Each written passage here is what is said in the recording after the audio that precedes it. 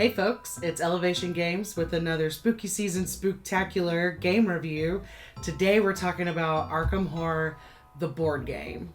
So we play a lot of Fantasy Flight games inside the Arkham universe, but the board game was actually our intro into all of the other pieces that they have. So Fantasy Flight does, I think personally, a really good job of taking a property, like an intellectual property, and building it out into so many different games. So when they took this Arkham theme, you have the board game, you have Arkham Horror LCG, the living card game, which we play regularly. You can find lots of playthroughs on our YouTube channel. You can find lots of card reviews on our website, elevation.games. They also have the Eldritch Horror. Is that what it's called? Mm-hmm. Which is another board game inside this universe. And there are a couple more that all fold in here together. So today we are just going to be talking about the board game.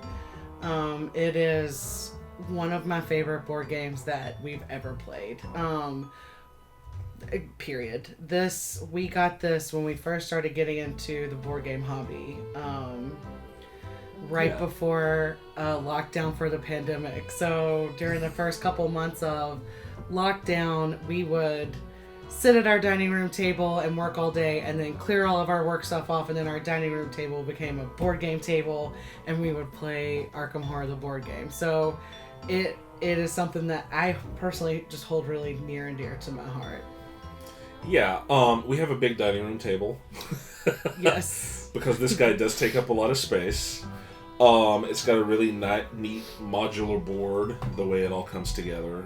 You are sort of building Arkham and the different layouts of it for each different scenario. I think you get about 5 scenarios in this box that you can play through. Sure. And much like the LCG, it's very card driven. But you are, of course, moving around a board in this one. So each of those neighborhoods have their own deck of cards with events and different things that happen in them. The scenario you're playing through has its own deck of cards that you're going through. The monsters are on little tiny cards that move around the board. So it's a really neat game, and it really captures the theme. I mean, one thing Fantasy Flight has figured out how to do really well is capture a theme, right? Oh yeah. 1,000%, and tell a story. Yeah, absolutely. And this one does it really well. You are, of course, investigators in the 20s/30s going around Arkham, investigating weird happenings and fighting off eldritch gods and demons and monsters. And so it's what you would expect from that front, but it does it really, really well. It does. So I came into playing this board game knowing nothing about H.P. Lovecraft.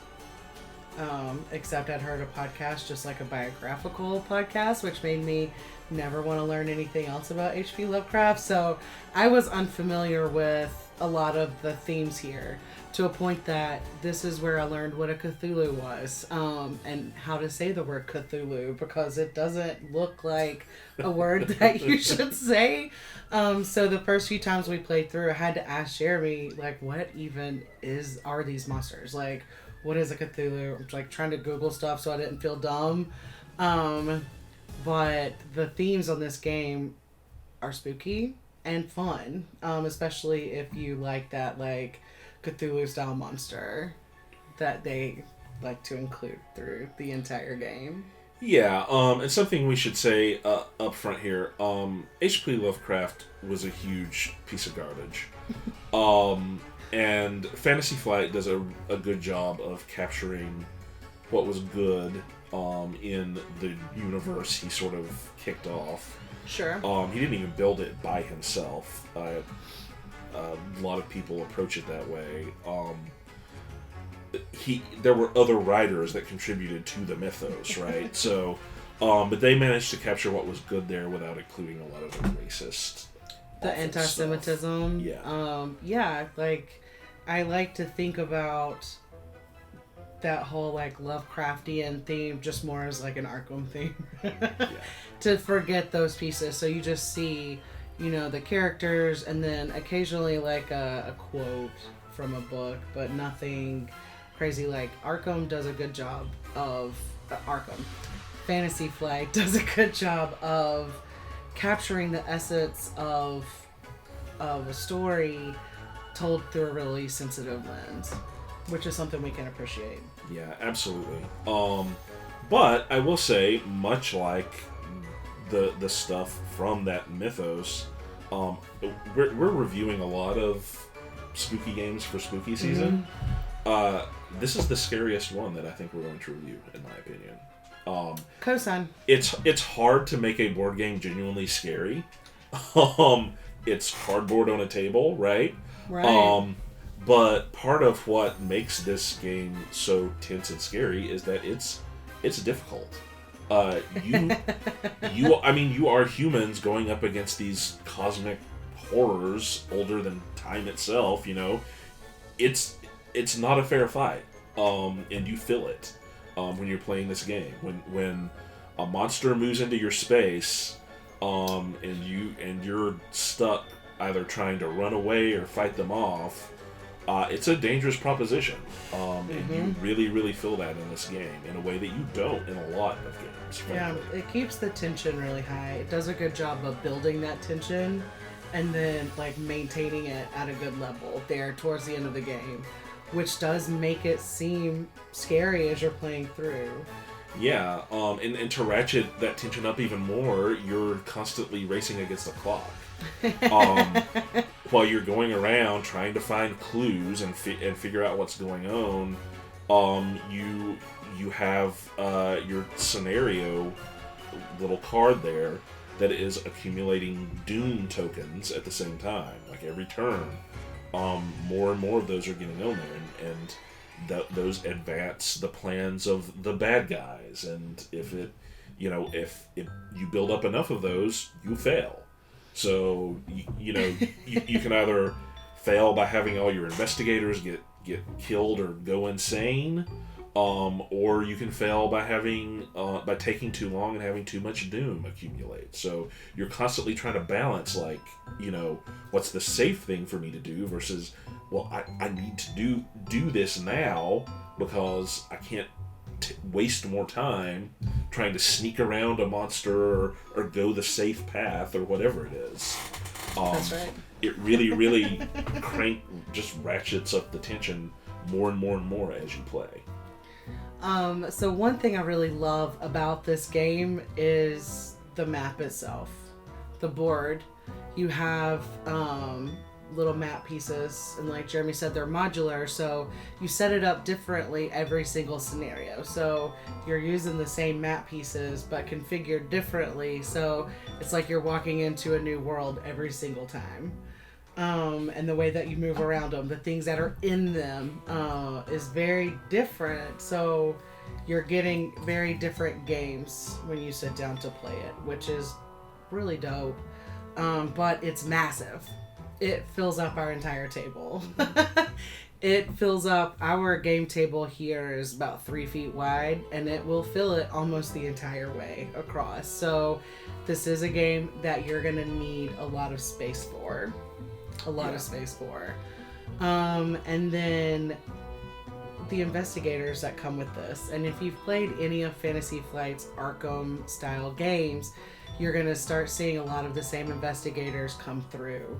And one thing I like about the investigators is it's really diverse. You have different races. You have both male presenting, female presenting characters. You have really smart female presenting characters on there. You have really smart male presenting characters on there. So you have a lot of characters to choose from, and they all bring really awesome strengths to the table.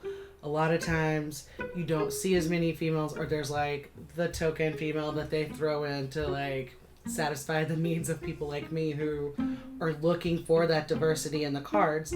That is not the case here. You have a really nice balance of different genders, different races on your cards, and so that is something that I really like to see. I also really like the character stance, the way that you move your cards and the monsters around the board on this.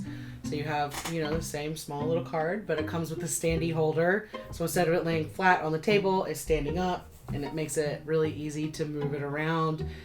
It's also a beautiful game. The art in it is excellently well done. Their board art is always so nice, but the board on the art on the cards, on the character cards, on the monster cards, on your items, on everything are just quite lovely. Yeah. We should talk about a couple of warnings, I suppose, though. Okay. The first one being, yes, it's a difficult game. I mean that in two ways. It's difficult to win. It's also difficult just to learn how to play it. This is a very crunchy game with a lot of rules. There are lots of rules on this. Yes. It comes with a very thick rule book. You get, very helpfully, a rules reference. But you can tell by the fact that you even need a glossary of terms. That's that thick. Yeah. I think it is worth putting the effort in, but you just need to know going into it that it is going to take a lot of effort, and it's probably going to take a few playthroughs. Yes. There are a lot of rules, especially governing how enemies behave, that it took me a while to get down. The first couple times we played this, I honestly did not like it as much as Wendy did. And I think a lot of that was down to the fact that I was trying to wrap my head around things like, okay, where's this enemy supposed to move now? And I couldn't figure it out. I feel so bad because, I talk on here a lot about the fact that I have neurodivergence that prevents me from being able to read a rule book. I will never, I don't know if I will ever be able to sit down, read a rule book, learn how to play a game, and then teach it to Jeremy from scratch, something that he hasn't seen. It's something that I just cannot do. So Jeremy is always the one who learns how to play a game, who runs the game for us and just manages to make sure everything is moving along. So we're playing this and I'm like, ooh, this is so fun. What happens next? Oh my gosh, what does this guy do? And so for me, it was really fun because I was just along for the ride, man. But Jeremy was having to run. This was me. A very difficult thing, and so he kept playing it because I was having a good time, but it was very clear that he was not having a good time, and I just pretended like I didn't see that so that we could keep playing a game that I really, really, really loved, because as we were playing this, for me, it was like love from the jump. It took a little while for Jeremy to feel that way too. I think that this game could really benefit from like a learning curve type teaching scenario set like Jaws of the Lion has, because there are so many rules. I realize now how many rules are in this game. I realize now that it wasn't as easy as I thought it was gonna be. So at the same time we were playing this, we were just getting into Gloomhaven, and so I just am sitting there going, man, we play these games and it's a lot of Jeremy looking at a rule book, and that's not as fun as it could be. But it's one of those things that, like, as you start getting the hang of how it moves and how everything's supposed to go, it gets a little easier. Yeah, absolutely. And again, once you get through this, like, if we were to pull this out and play it right now, that problem would be gone. We'd just be able to play and have a good time, and I wouldn't spend half the game with my nose stuck in a book. But you just need to know that going into it, to prepare both yourself and to know the kind of people that you can play this with, right? Like, we all know we have the friends who we can play party games with, we have the friends who we can bring into the heavier stuff. Yeah. And this is on the extreme heavy end of things. Yeah, this is not a game to sit down and play with your friends that are like, I love board games. Have you ever played Scrabble? Do you have Boggle? Like, those games are great. And those game nights are awesome. This is not the game to bring to those game nights, but it is a fun, cooperative game that you can sit down with. And this one goes up to 6 players, so you can play a solo or with up to 6 folks at the same time without having to buy additional boxes, which is really rad. Because a lot of times with the Fantasy Flight games, you have to buy additional sets of games to be able to bring in multiple players. Mm-hmm. So it's really rad that with this one, you can just hang out with 6 folks and play this. And because it's like a campaign style game, then you can have like that set group of friends that you play this game with over and over, and then through the expansion. So we've played this with 2, we've played it with 3. It's fun, and it works with those. We've never played it with more than that, I don't think. I don't think so, no. But it plays really well at 2, which is awesome. It's hard to find heavier games like this that you can sit down and bang out at 2 people and it not be kind of clunky.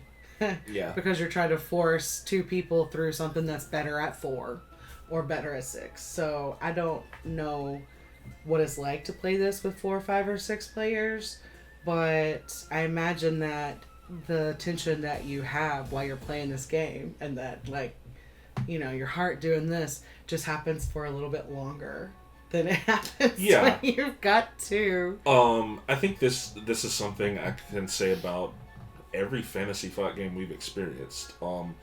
They are best in the biz at scalability. Like, their games, they never have a problem of, well, it works at 2 players, but you really want 6 or whatever. No, all of their games, at least all the ones we've played, work pretty much exactly the same at every single player level. Yeah. Which is really, really nice. A really fun game, a really great game for this time of year if you really want that spooky sort of atmosphere. This is probably one of the best to pull out on the table for that. Again, just making sure that you're doing it with the right crowd.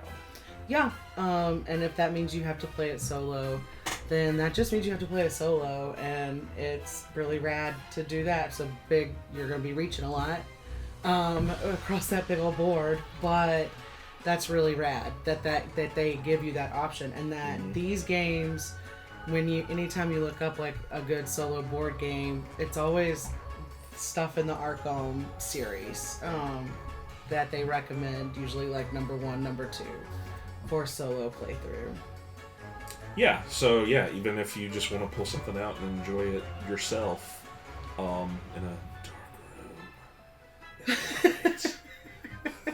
It definitely fits so well into spooky season on through just like the dreariness of winter. Like, you want to eat like some stew while you're playing this. Like, it's definitely a dreary game. Nothing with fish. Nothing with fish. Cthulhu's fishy. Oh. No calamari.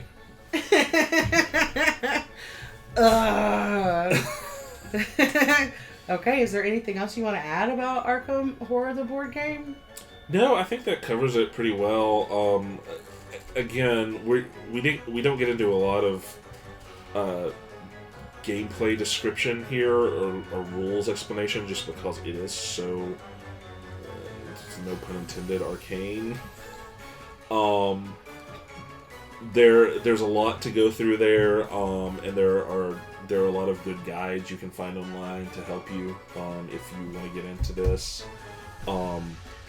But it is, I think it is worth the investment of both time and money to get this out and get good at it, and have it be a regular part of your rotation. It's a really, really solid game.